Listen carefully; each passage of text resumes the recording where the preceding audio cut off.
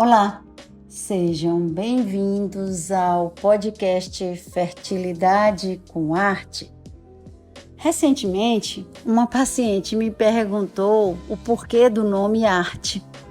E aí eu expliquei que, na verdade, arte significa uma sigla que é A.R.T. que significa técnicas de reprodução assistida. Mas, ao mesmo tempo, faz essa analogia à arte, que seria a arte da vida, a arte de quem trabalha com amor pelo que faz. E é essa ideia que nós aqui da Arte Fértil queremos passar, que todos são férteis, que a gente só precisa trabalhar com arte, com amor, que a gente vai encontrar sempre uma solução. É verdade que para alguns vai ser mais difícil, às vezes mais demorado, mas que no fim todos conseguem e que podem contar conosco nessa luta e nessa batalha juntos para atingir o sucesso que é um bebê em casa. Dentro desse clima de amor, hoje o tema será barriga solidária, que é um exemplo de amor extremo, onde uma pessoa oferece o seu útero para gerar o filho de outra. E depois, quando essa criança nascer, devolver aos pais biológicos, né? Aqueles que seriam os donos, vamos dizer, geneticamente, do óvulo e do espermatozoide.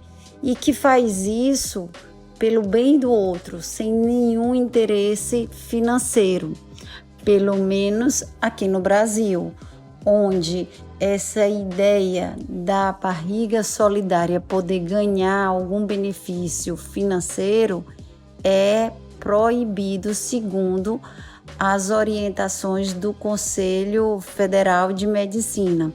Por isso que aquele termo que apareceu em televisão da Globo como a barriga de aluguel não seria possível hoje, segundo as orientações éticas, e sim o nome barriga solidária. Eu me chamo Altina Castelo Branco, sou diretora técnica da clínica Arte Fértil Medicina Reprodutiva em Recife e tenho especialidade em reprodução humana pela Universidade de Paris 11. E quais seriam as condições para se recorrer a uma barriga solidária? Uma delas é quando uma mulher deseja gestar, engravidar e por um problema genético nasceu com o seu útero atrofiado, rudimentar, por uma causa genética. Outra situação é quando esta mesma mulher nasceu sem alteração genética, útero normal, e por algum problema de saúde, como por exemplo um mioma que ao ser operada sangrou, teve uma intercorrência durante a cirurgia e acabou sendo retirado o seu útero, como também uma intervenção por um trauma ou até problemas de saúde mais severos, como um câncer de colo de útero, de endométrio. E aí, se ela perde, o útero, como ela vai gestar? Aí ela precisa recorrer, então, a uma barriga solidária. Mas como ela continua tendo os ovários, se pode estimular o ovário dessa mulher, captar os óvulos, fecundar com o espermatozoide, seja do parceiro, se tiver, ou se não tiver e for solteira, por exemplo, ela pode fazer uma produção independente com um banco de sêmen, forma o embrião e vai colocar esse embrião na pessoa que vai ceder este útero à mãe biológica, isto é, a dona do óvulo. Outro contexto é quando esta mulher, mesmo tendo condições orgânicas, ou seja, mesmo tendo útero, ela tem uma contraindicação de engravidar, de gestar, por um problema clínico, um problema cardíaco, uma doença autoimune, que se ela ficar grávida oferece risco para ela ou para o feto, para o bebê na sua barriga. Essas questões de contraindicação não é só orgânica, pode ser também da ordem psicológica, uma depressão, uma doença que ela precise usar medicamentos neurológicos que correriam risco para a criança durante a gestação e que ela também não pode ficar sem tais drogas. E aí, nesse caso, visando a segurança dos dois, mãe e filho, então se recorre à barriga solidária. Outro contexto seria de um homem que quer gestar, sendo ele solteiro ou se ele tem um outro parceiro, são dois homens homoafetivos e que querem ter a sua prole.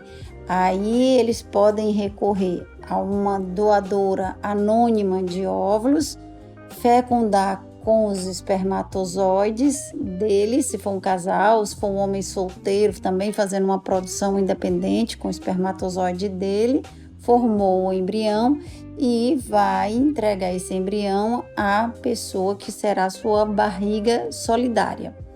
E quem seriam essas pessoas? Seriam parentes de primeiro até quarto grau, podendo ser parentes ascendentes ou descendentes, como tio, mãe ou sobrinho, mas também pode ser irmão ou até primo, que seria um parente de até quarto grau. Isso porque não é pelo fato de que aumentariam as taxas de gravidez, é sim porque a gente imagina que dentro da família, os laços sanguíneos, essa pessoa que está se destinando a guardar o bebê da outra, ela está fazendo isso por um ato de amor e que mesmo até por um bom coração, se ela se criar um laço com essa criança, está dentro da família, então o risco de quando essa criança nascer, as pessoas envolvidas não quererem devolver e começarem a brigar pela guarda dessa criança, vai ser mais difícil se a gente imagina dentro de um laço familiar. Mas digamos que essa pessoa que precisa da barriga solidária não tem nenhum parente que se disponha a uma família pequena, ou às vezes o parente que tem não se ofereceu, não quis.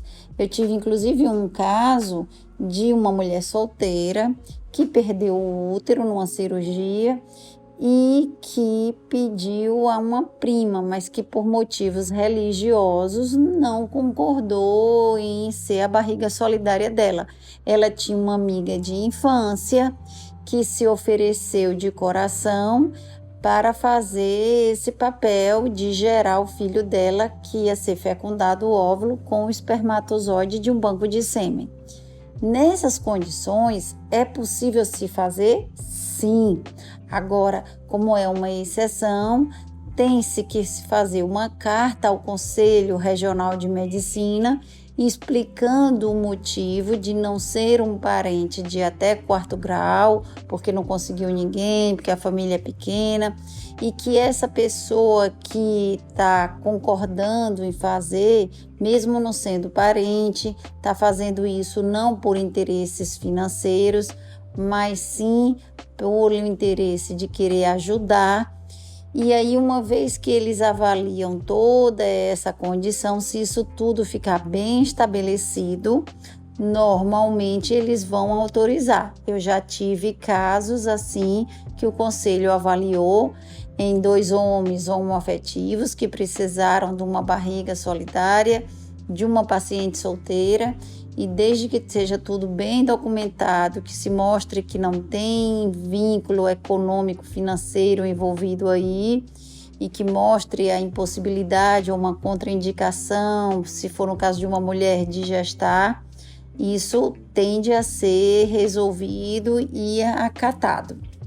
E o registro desta criança ao nascer sairá no nome da mulher solteira, ou homem solteiro, ou do casal homoafetivo que fez, porque ao registrar ele leva a declaração da clínica com o contrato, que é o termo de consentimento, dizendo que foi com o sêmen daquele homem, com o óvulo daquela mulher, se foi com banco de sêmen ou banco de óvulos anônimo, o documento registrando isso, e o DNV da criança, nascimento, para poder levar no cartório e registrar. E não vai sair no nome da mulher que deu à luz, não, já sai diretamente no nome dos genitores de óvulos ou espermatozoides, se for um homem ou uma mulher hétero que fez por uma contraindicação de gestar, por exemplo. Eu queria concluir dizendo que nunca desistam do sonho, por mais difícil que ele pareça, porque sempre há uma opção. Eu recebi um casal homoafetivo que estava pensando em ir para o exterior, achando que não poderia ter aqui, porque não tinha uma barriga solidária aparente. Então, se informem com um profissional da área de reprodução humana, porque normalmente há opções, sempre há uma luz no fim do túnel, uma solução que vai permitir viabilizar o sucesso do tratamento e a gravidez e um filho em casa. Era isso, queria agradecer a todos os nossos seguidores nas nossas mídias sociais, peço que continuem comentando os nossos podcasts, as nossas postagens, seja no Instagram, artefertil.reprodução humana, ou no nosso site artefertil.com.br. Agradeço de novo a todos e espero encontrá-los no nosso próximo podcast. Abraços!